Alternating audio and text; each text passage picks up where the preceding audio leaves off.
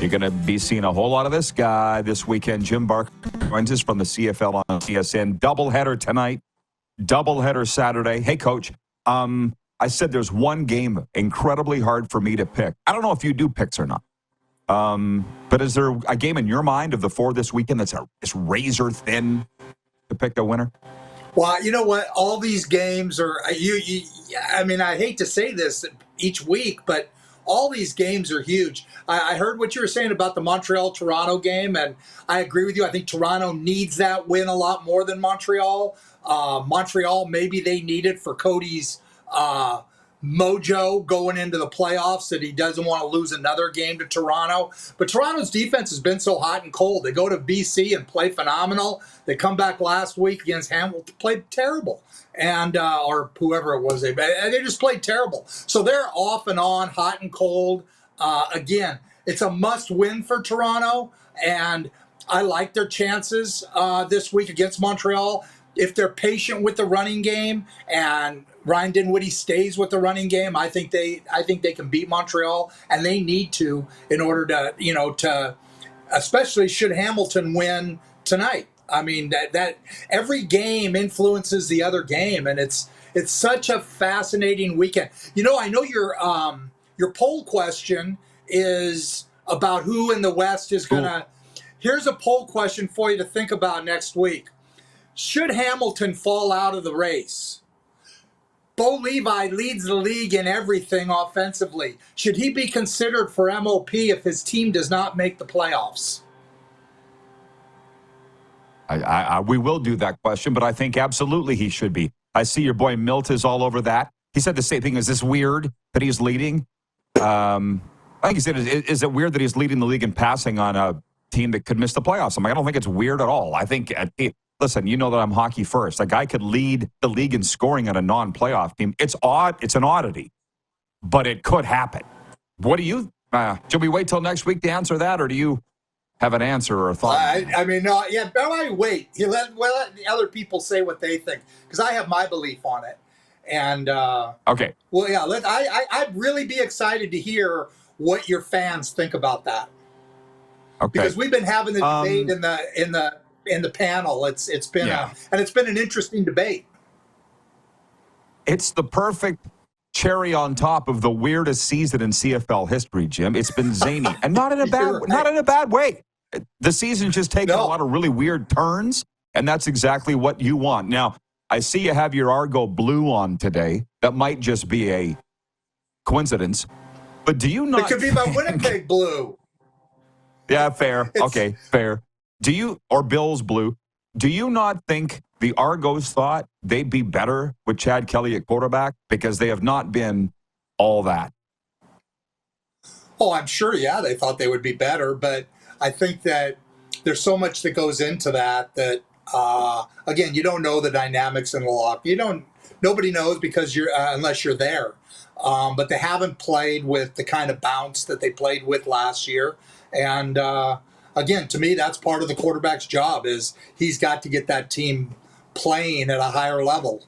The quarterback can influence a lot of that. So, it's one of those things that, I think they expected to play better with him there than they've played. But, they haven't. So now they're up against it. Yeah, exactly. Yeah, well, I think we all thought.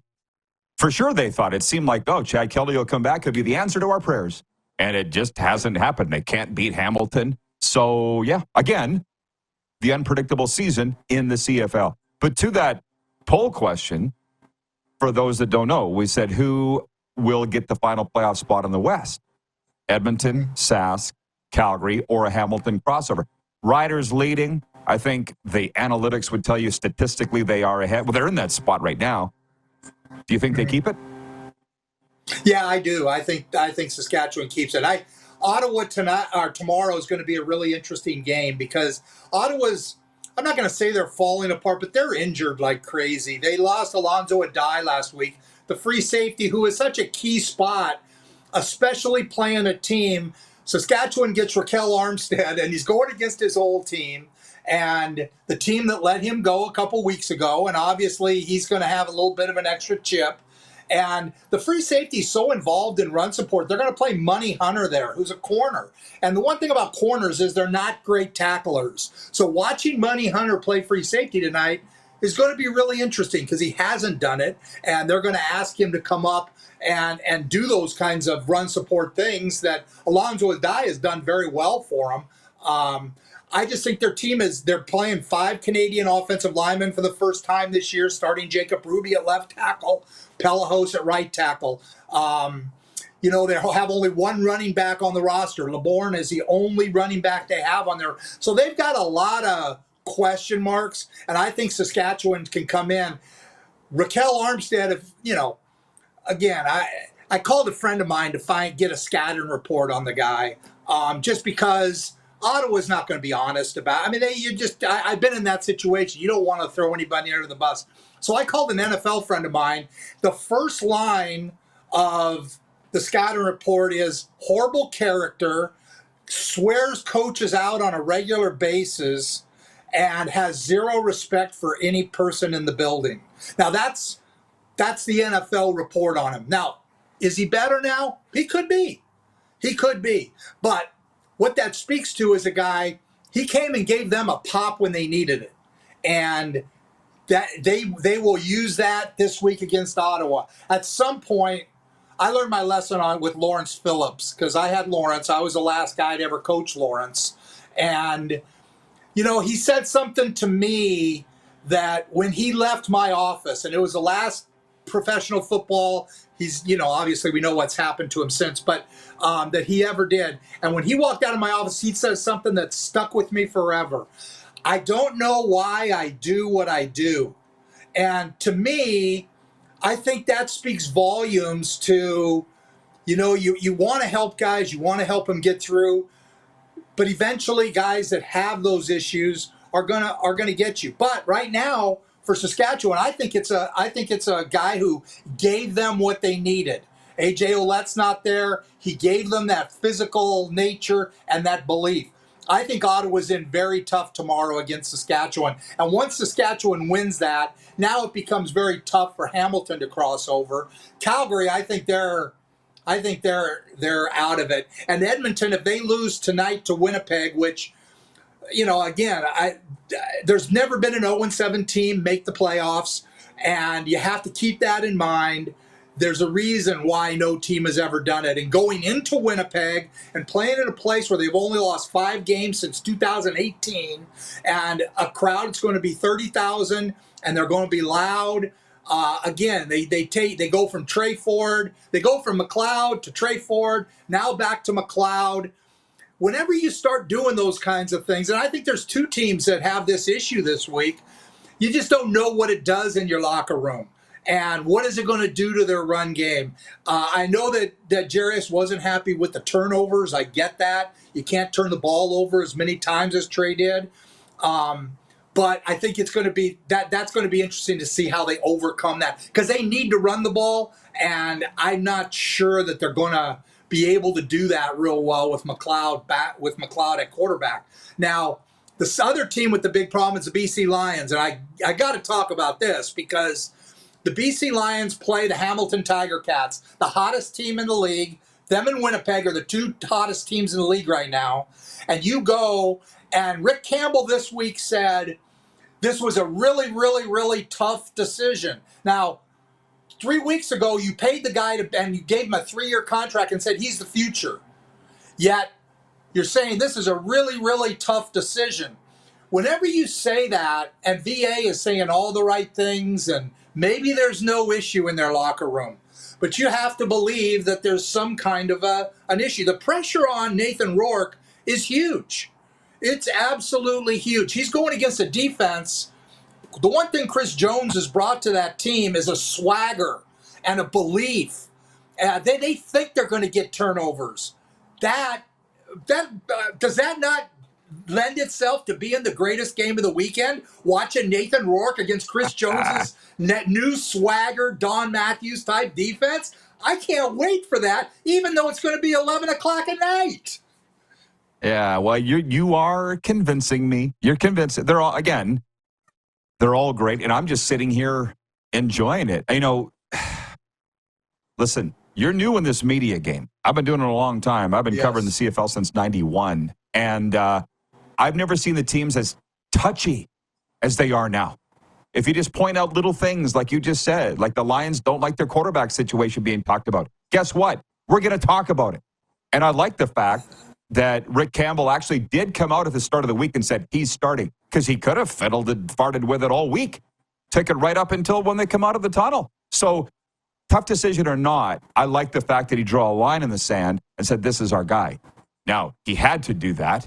But, Giulio Caravata came on here last week or whatever and said, oh, it's not a big problem. I'm like, yeah, it is, Giulio. Yes, it is. But they're trying to couch this. They're trying to massage it, Jim, how it looks. We get that. I get it. But are you, I don't know. We talked are you about saying it. the teams are touchy? Go ahead. We talked about it a little bit last week. You can, if you have the two of the best quarterbacks in the league, because VA going into the halfway mark was the leader to be the MOP. Then he got hurt, and now Nathan has come back and played. I mean, Chad Kelly's played average. Nathan Rourke has played average. Nathan Rourke has had one half, the half in Touchdown Pacific that he's played well. Other than that, he's been very average. So you've got that situation. It's a great situation to have when you're winning. But when you're losing, it is not a fun situation, because you're the coach and you got players on your team saying, well, now's the time. I mean, VA should go in. We're just not doing anything. Maybe you have 2 2-and-outs or 3 2-and-outs, or he throws an interception. Those kind of things become much more difficult when you have a great player behind a great player. And that's what BC's up against. That's what makes this matchup so fascinating, because I love watching coaches go through the stuff I used to hate. I used to hate that kind of stuff, but that's what's going to happen. Hey, well, listen, I get it. I enjoy it too. And by the way, the game notes said the Lions haven't won a game in BC play since July. Now, they have won a home game. That was Touchdown Pacific. But they haven't won a game in BC play since July. So it's the game notes. Don't get mad at me. And I'm glad that you enjoyed that 0-7 stat. No team's ever made the playoffs. That's what Edmonton's trying to do. And our viewers voted this game tonight, Elks at Bombers, as the game of the week. And it is a pretty darn good one. But I will say this. Yeah. You said you called an NFL friend for a scouting report on Armstead. I called a football friend of mine, too. He's retired, living in the States. He brought up CNE Stadium in Toronto and how much fun it is. He's like, remember that, Rod? I'm like, I'm not that old, coach. Skydome is the only place that I remember. But I said, what are you seeing with Calgary and why they're in last place? He goes, they just don't have good players. You see that? I think, that's part of it. They're not playing like they're having fun. That's a big part of it. And again, Dave Dickinson is the GM and the head coach for the first time. And there's a kind of pressure you wear on your face, whether you want to or not. You may think you want your team to play having fun. Anybody think Dave Dickinson's having fun? I mean, show me one person who follows it who says Dave Dickinson is having fun coaching the Calgary Stampeders this year. And there's not a chance. And I just think a team becomes a reflection of the coach. And I think Dave is uptight as can be, and I think they're uptight. They feel like every play, the season depends on it. I mean, it's just like, I get tense watching them play. It's just I see it as it's almost to a mindset now. Sure. But we've been watching him for a real long time. Did he ever look like he was having fun? And for that matter, did Ricky Ray either? These guys never smiled. But I get what you're saying. Like Wayne in Victoria, BC. John Ohm in Winnipeg says it's not fun losing. Yeah, no, but Dave's never to me looked like he was he's never been a barrel of monkeys kind of guy to me. But anyways, well, look at the Hamilton. Coach. Look at the Hamilton defense. Go ahead. Watch them play tonight in comparison to how they played the first time they played BC. Anybody who wants to go pull that game up, watch their defense then. Watch their defense now, and you're going to see a team having a defense having fun, which permeates your entire football team, as opposed to a defense not having fun. That's what it is. BC pulverized them the lot. It's the one thing that I saw in the game notes. I think it was 44-28. And these are two vastly different. Nathan Work didn't play in that game. Chris Jones was coaching Edmonton at the time. Like, what a season. Yep. What a season it's been. Okay, Jim. Enjoy the games. We'll chat with you in a week. All right. It's a late night for me tonight. Okay, well, take it easy then. The CFL on TSN's Jim Barker joining us.